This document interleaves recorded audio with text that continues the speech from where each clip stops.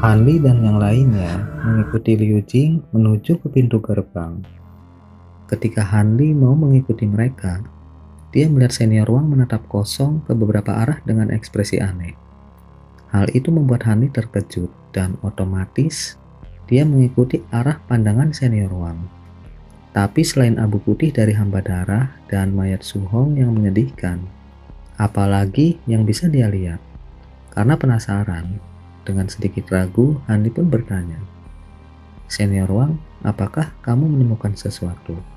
Senior Wang yang mendengar pertanyaan Hanli segera mengalihkan pandangannya dan menjawab kalau dia nggak menemukan apa-apa.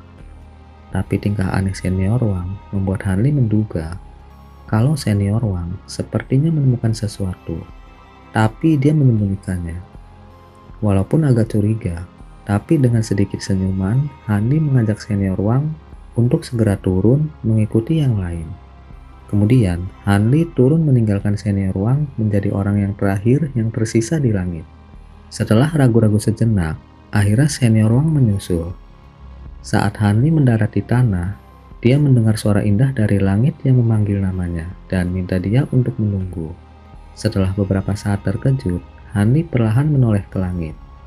Yang lain juga berhenti dan melihat ke arah suara itu dengan ekspresi bahagia. Di bawah sinar bulan yang lembut, Song Weimiang dan Nona Chen perlahan turun dari langit dengan seorang pria paruh baya yang sangat pucat di belakangnya. Pria paruh baya itu mengenakan pakaian emas dengan kulit pucat pasi. Ketika dia melihat Hanli dan yang lainnya, dia tampak semakin panik. Liu Jing yang melihat mereka mendarat segera menyambut dengan sedikit senyuman dan bertanya, apakah yang mereka bawa adalah Kaisar Yu? Song Weiniang segera menjawab bahwa yang dia dan Nona Chen bawa memang benar Kaisar Yu. Dia juga dengan antusias bercerita bahwa dia melumpuhkan Kaisar Yu saat dia sedang bertemu dengan para pejabat. Setelah melumpuhkan beberapa pejabat, dia dan Nona Chen segera membawa Kaisar. Mereka dihadang oleh dua murid pemurian Qi, tapi mereka bisa dengan mudah melumpuhkannya. Dengan penuh perhatian, Song Weiniang menanyakan keadaan Liu Jing. Hal itu membuat Liu Jing tampak malu. Adegan itu sangat menghibur Hanli. Dua senior Nona Chen juga menanyakan keadaan Nona Chen, yang dijawab oleh Nona Chen dengan acuh tak acuh, sambil menyapu pandangannya melewati grup. Ketika dia melihat Hanli, dia menatapnya sejenak sebelum berbalik dengan ekspresi yang rumit. Di mana senior Su Hong? Nona Chen mengerutkan alisnya yang halus dan bertanya dengan cemas. Mendengar pertanyaan itu, wajah semua orang tenggelam menunjukkan ekspresi sedih. Dengan susah payah dan suara sedih, pasangan kultivasi senior Su Hong memberitahu Nona Chen bahwa senior Su Hong telah tewas dalam pertempuran. Ketika Nona Chen dan Song Weiniang mendengar itu, ekspresi mereka langsung suram. Saat Song Weiniang menjadi sangat marah dan mau mengatakan sesuatu, teriakan menyedihkan terdengar, membuat semua orang terkejut dan ketakutan. Mereka pun segera melihat ke arah teriakan dengan waspada. Seorang pria berjubah biru muncul di dekat mereka pada waktu yang gak diketahui. Tangan pria itu berkedip dengan cahaya merah saat dia menariknya dari dada senior Wang. Awalnya aku tidak berpikir untuk membunuhmu, tapi kamu telah mengambil apa yang bukan milikmu. Pria berjubah biru itu berkata dengan senyum berseri-seri. Dia tampak berusia sekitar 40 tahun dengan penampilan yang baik dan kulit yang sangat cerah. Ada sedikit kerutan di sudut matanya. Setelah mengatakan itu, dia membungkuk dan mengambil manik biru seukuran ibu jari dari mayat senior Wang, membuat senyumnya semakin lebar. Setelah mereka melihat orang itu, wajah semua orang tenggelam pada saat yang sama, mengungkapkan ekspresi sangat hati-hati. Diri Anda yang terhormat pasti guru sekolah iblis hitam. Liu Jing bertanya dengan ekspresi penuh perhatian. Pria itu tertawa dan berkata, pintar sekali. Saya adalah pendiri sekolah iblis hitam. Anda pasti pemimpin kelompok. Saat mengetahui bahwa orang itu adalah guru sekolah iblis hitam, semua orang terkejut termasuk Hanli. Mereka semua langsung mengeluarkan alat sihir dan bersiap menghadapi musuh besar ini. Setelah ekspresi Liu Jing tenggelam, dia menghembuskan napas dalam-dalam dan menekan kepanikan di dalam hatinya. Segera setelah itu, dia diam-diam membuat isyarat kepada yang lain agar berhati-hati, dan dengan dingin berkata, "Benar, saya Liu Jing, pemimpin misi ini. Aku datang untuk memusnahkan sekolah jahatmu. Bahkan kamu sekarang sendirian, masih berani membunuh dengan kejam. Kamu benar-benar pemberani." Liu Jing mengatakan itu tanpa rasa takut. Selama dia bisa melenyapkan guru sekolah jahat itu, namanya akan semakin terkenal di antara 7 sekte, dan orang-orang akan melihatnya dengan rasa hormat dan kagum. Dengan pemikiran itu, Liu Jing menjadi bersemangat. Dia mengeluarkan 2 kait perak dan sebuah cincin. Tapi sebelum Liu Jing bertindak, guru sekolah iblis hitam tiba-tiba tersenyum aneh padanya, dan dengan lembut berbisik kepada Liu Jing dengan suara yang hanya bisa didengar olehnya, "Kalau begitu, kamu bisa mati." Saat itu, Liu Jing merasakan sakit di bagian tengah dadanya. Tanpa mengetahui apa yang telah terjadi, lengan yang berlumuran darah telah menembus dadanya, memperlihatkan benda bulat menggeliat di tangannya. Apa ini? Liu Jing melihat itu dengan takjub. Mungkin dia tahu apa yang terjadi, tapi dia nggak mau mempercayainya. Segera setelah itu, dia merasakan dunia berputar dan penglihatannya menjadi gelap. Dia masih bisa mendengar beberapa jeritan dan tangisan duka dari pengagumnya Zhong Wenyang. Namun, suara itu menjadi semakin asing dan jauh seiring berjalannya waktu. Yang terakhir terlintas di pikirannya saat itu, gadis itu sangat suka menangis. Sebelum dia tenggelam ke dalam kegelapan abadi, ekspresi Hanli benar-benar nggak sedap dipandang. Belum juga pertempuran dimulai, musuh telah membunuh 2 kultivator pembangunan fondasi tahap menengah. Bahkan Liu Jing pemimpin kelompok benar-benar mati begitu aja. Penyerang Liu Jing melesat ke sisi guru sekolah iblis hitam dan menyeringai ke arah Hanli dan yang lain. Itu terjadi begitu cepat sehingga Hanli nggak bisa bereaksi. Setelah Liu Jing tewas, Zhong Wenyang benar-benar tertegun dan hanya bisa mengeluarkan jeritan yang menyayat hati. Ketika Nona Chen melihat itu, dia buru-buru menarik Zhong Wenyang ke belakangnya untuk melindunginya. Kemudian, dia melihat penyerang gelap dengan penuh rasa marah dan penyesalan. Penyerang gelap itu melemparkan mayat Liu Jing dan senior Wang ke tanah dengan santai. Sudut mata Hanli bergerak-gerak saat melihat itu. "Sejak kamu datang, jangan berpikir untuk pergi. Saya masih kekurangan darah kultivator pembangunan fondasi." Dia tidak lain adalah Kaisar Yu yang tampak ketakutan beberapa saat yang lalu. Tapi sekarang, dia bukan lagi sosok yang ketakutan, tapi seorang kultivator pembangunan fondasi tahap akhir dengan fluktuasi kekuatan sihir yang gak lebih lemah dari guru sekolah iblis. Melihat kemunculan musuh dengan kultivasi yang begitu dalam secara tiba-tiba, ekspresi Hanli menjadi sedingin es. Hanli nggak tahu teknik apa yang digunakan Kaisar beberapa saat yang lalu, tapi dia dapat sepenuhnya menyembunyikan kekuatan spiritualnya dari semua kultivator lembah Huanfeng. Itu mengingatkan Hanli tentang ketidakmampuannya untuk mendeteksi kekuatan sihir dari Pangeran Muda dan Kepala Pelayan Wang. Tapi berbeda dengan Pangeran Muda dan Kepala Pelayan Wang, Hanli nggak merasakan firasat bahaya pada Kaisar. Hal itu membuatnya merasa takut dan segera mengeluarkan perisai skala putih dan cangkang kura-kura yang segera berputar di sekelilingnya dengan perlahan. Begitu juga yang lain, mereka mengeluarkan alat sihir mereka dan menempatkannya di sekitar tubuh mereka. Melihat para kultivator lembah Huanfeng bertindak seolah-olah mereka menghadapi musuh besar, Kaisar Yu dan guru sekolah iblis hitam saling pandang dan dengan dingin tertawa. Guru sekolah iblis hitam tiba-tiba melesat dan muncul lebih dari 30 meter di sebelah tumpukan es yang berkilauan, yang merupakan sisa-sisa iblis es. Dia melirik tumpukan es dan dengan santai mengulurkan tangannya ke arahnya, menyebabkan manik biru terbang dari sisa-sisa iblis es ke tangannya. Pada saat yang sama, Kaisar Yu melesat ke arah 2 hamba darah yang berubah menjadi abu. Dia dengan keras menampar tanah, menyebabkan manik emas dan kuning terbang dari tanah menuju ke tangannya. Ketika Hanli melihat manik-manik itu dan menghubungkannya dengan manik biru yang diambil dari mayat senior Wang, Dia segera menyadari samar-samar apa sebenarnya manik itu dan merasakan jantungnya berdebar. Dia benar-benar gak menyangka kalau tujuannya datang ke sini tiba-tiba muncul di depan matanya. Kemungkinan itu adalah inti darah 5 elemen formasi inti yang disebutkan Pangeran Muda. Namun hanya ada 4 manit, di mana yang terakhir.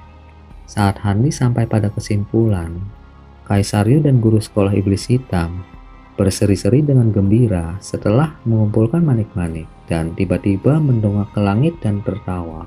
Saat mereka terus tertawa, mereka mengalihkan pandangan dingin mereka ke arah Hanli dan teman-temannya, mengungkapkan keinginan membunuh, membuat Hanli dan teman-temannya sedikit pucat.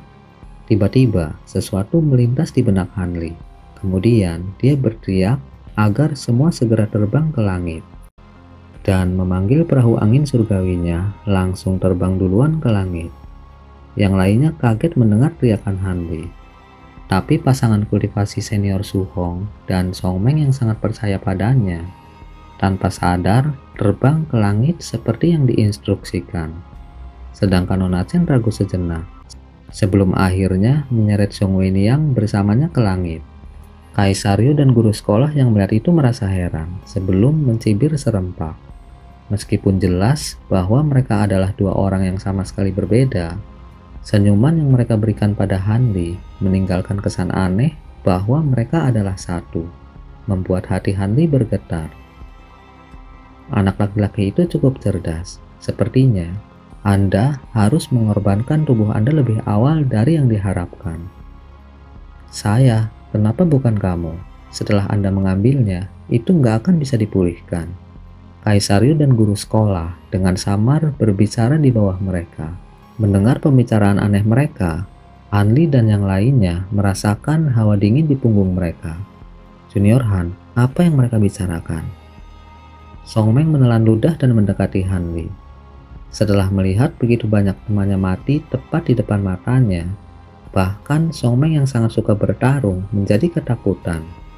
Dia berharap Hanli bisa menenangkan hatinya. Bagaimanapun, Hanli memberinya perasaan misterius dan sedikit kepercayaan. Ketika Hanli mendengar pertanyaan itu, dia tersenyum pahit di dalam hatinya. Saat dia memikirkan apa yang harus dia katakan, sesuatu terjadi di bawah mereka. Ekspresi Hanli sangat berubah, dan dia segera menelan apa yang akan dia katakan. Nona Chen kemudian berteriak, membuat Song Meng melihat pemandangan mengerikan di bawah. Dia melihat Kaisaryu memasukkan tangannya ke dada guru sekolah iblis hitam. Guru sekolah sama sekali nggak melawan. Dia merentangkan tangannya dan tersenyum. Guru sekolah dan Kaisaryu masing-masing memancarkan cahaya berdarah yang menyilaukan. Melalui lengan Kaisaryu yang menembus dada guru sekolah, cahaya berdarah mereka bergabung bersama, dan cahaya dari guru sekolah dengan liar melonjak ke tubuh Kaisaryu. Tampaknya guru sekolah telah menyerahkan dirinya kepada Kaisaryu. Kejadian itu membuat Song Meng tercengang. Cahaya guru sekolah iblis semakin lama semakin redup dan dagingnya semakin layu. Sebaliknya, cahaya Kaisaryu semakin terang, bahkan tampak lebih muda. Ekspresi Hanli menjadi sangat gelap. Setelah menarik nafas dalam-dalam, dia tiba-tiba melemparkan lebih dari 200 jimat atribut api yang berlomba-lomba menuju Kaisaryu dan guru sekolah. Serangan jimat itu terdiri dari ular api, bola api, dan teknik atribut api lainnya. Di tengah jalan, jimat itu berubah menjadi gelombang api yang sangat besar.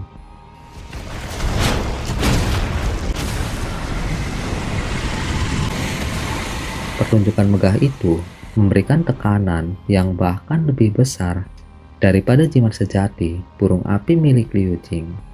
Tampilan lebih dari 200 jimat yang dibuang sangat langka di dunia kultivasi. Bagaimanapun, seseorang harus menghabiskan ratusan batu roh untuk mendapatkan jimat sebanyak itu. Tampilan perkasa itu membuat kelompok teman-teman Hanli terkejut. Bahkan Zhong Weiniang yang putus asa menatap pemandangan itu dengan heran. Awalnya, Kaisaryu juga sangat terkejut dengan pemandangan itu. Tapi setelah dia melihat itu hanyalah teknik sihir tingkat rendah, dia menepisnya dengan jijik di bawah penghinaan. Dia mengerti bahwa cahaya berdarah yang melindungi tubuhnya akan membuatnya sama sekali nggak terluka oleh teknik sihir itu, memungkinkan dia untuk memperhatikan masalah penting di hadapannya. Selama dia bisa menyelesaikannya, membunuh lawan akan semudah membuang sampah. Tapi untuk sekejap, ketakutan bisa dilihat di mata Kaisar Ryu saat api yang memenuhi langit melonjak turun untuk menenggelamkan dia dan guru sekolah iblis hitam. Tapi seperti yang dia duga, terlepas dari seberapa memekakan telinga serangan itu atau bagaimana api membumbung tinggi, cahaya berdarah yang mengelilingi tubuh mereka membuat mereka aman dan gak terluka sedikit pun. Pada saat itu, lebih dari setengah cahaya guru sekolah telah mengalir ke tubuh Kaisar Ryu. Sekarang Kaisar Ryu tampak berusia sekitar 30 tahun. Ketika Nona Chen dan yang lainnya melihat serangan Hanli, mereka juga segera mengirimkan alat sihir mereka. Lagi pula, tampaknya musuh menggunakan semacam teknik jahat dan gak bisa membalas. Nona Chen dan yang lainnya pastinya ingin menggunakan kesempatan itu untuk membunuh musuh. Tepat ketika mereka meluncurkan alat sihir mereka, cahaya putih yang menyilaukan pecah dari Kaisar Ryu dan guru sekolah, diikuti oleh ledakan yang memekakan telinga. Tubuh mereka berdua diselimuti oleh cahaya putih. Jumlah kekuatan spiritual yang menakutkan yang terkandung di dalam cahaya putih membuat Kaisar Ryu ketakutan. Ketika Nona Chen dan yang lainnya melihat itu, mereka sangat terkejut dan melihat ke arah Hanli. Adegan itu pasti kerjaan sesama anggota sekte mereka. Namun Hanli nggak tampak bahagia sedikit pun. Sebaliknya, dia tampak serius dan dingin. Kalian semua merayakannya terlalu dini. Mereka masih belum mati. Hanli dengan dingin berkata dengan pandangan acuh tak acuh. Kata-katanya mengejutkan yang lain, membuat mereka buru-buru mengalihkan pandangan mereka dan menggunakan indera spiritual untuk melihat. Di bawah kepulan asap dan debu yang dihasilkan ledakan tadi, energi spiritual Kaisar Ryu masih samar-samar terlihat. Tapi kekuatan sihirnya telah sangat berkurang. Melihat itu, teman-teman Hanli segera memerintahkan alat sihir mereka untuk berputar di sekitar mereka. Setelah Kaisar Ryu terlihat, mereka berencana akan melakukan serangan bersama dan membalas dendam atas kematian tragis teman-teman mereka. Sambil terbatuk-batuk, Kaisar Ryu berkata, "Bagus, saya benar-benar membuat kesalahan dalam penilaian. Siapa yang mengira bahwa kamulah yang paling merepotkan di antara grup? Kamu benar-benar menyembunyikan sesuatu di antara jimat dan berhasil menembus pelindung cahaya darahku." Ketika Kaisar Ryu secara bertahap mendapatkan kembali suara yang stabil, nadanya menjadi semakin dingin. Ketika yang lain mendengar itu, ekspresi mereka segera berubah drastis. Hanli juga sangat terkejut. "Saya benar-benar gak percaya ada kultivator pembangunan fondasi yang mampu bertahan dari benih petir surgawi." Hanli perlahan berkata dengan pelan. Kemudian dia melambaikan tangannya, dan berbagai boneka binatang dan tentara muncul di depannya, semuanya mengarah ke tanah. Setelah melihat boneka-boneka itu muncul, Song Meng dan yang lainnya dengan ganas menyerang Kaisar Ryu tanpa ragu-ragu. Namun semburan cahaya merah menyala dan memutuskan koneksi alat sihir ke pemiliknya. Dengan tubuh tertutup darah dan kotoran, Kaisar Ryu berjalan keluar dari asap dan dengan kaku menatap Hanli dengan kebencian pahit.